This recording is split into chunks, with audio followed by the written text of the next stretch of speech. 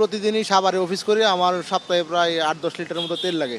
তো এই জন্যই ফুয়েল পাস করে নিলাম। ফুয়েল পাস করাতে আজকে আমি 1400 টাকা তেল পেয়েছি। আশা করি আর এক সপ্তাহ লাগবে না। আজকে সকাল 6:30টায় এসেছি লাইনে, অফিসে যেতে পারিনি আজকে। তো এখন বাজতেছে 10টা, প্রায় 3.5 ঘন্টার মতো লাইনে ছিলাম। আমি 6:35-এ সরি 6:25-এ লাইনে দাঁড়াইছি। এই যে এখন তেল পেলাম। আমি ফুয়েল পাস দিয়ে তেল নিছি। ফুয়েল পাসে আপনার 1400 টাকা তেল দেয়। আমারটা 900 টাকায় আমার টাঙ্কি ভরে গেছে। এখনো তেল নেই, আজকেই প্রথম আসলাম। এটা আমার স্যারের পার্সোনাল বাসার গাড়ি, 2 ঘন্টার মতো। আমার এটা গাড়ি বেশি চলে না, এটা একদিন তেল নিলে অনেক দিন চলে।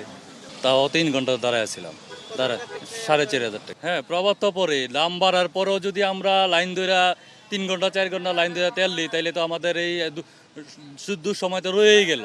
তাহলে আমাদের দাম বাড়ার লাভটা হইলো কি? আমি সকালবেলা আসছিলাম 8টার দিকে, আইসা সকাল মোটে 3 ঘন্টার মতন সিরিয়ালে দাঁড়াছিলাম, আর পয়েল অ্যাপস দিয়ে 1000 টাকার তেল নিলাম। মোট আমার তো তেল লাগে 3 দিন পর পর, রাইড শেয়ার করি তো সে কারণে। হ্যালো, মানুষের চাহিদা তো আর মেটাতে পারবে না সরকার, যতটুকু সম্ভাবনা এতটুকু কষ্ট করে আমাদের চলা লাগে।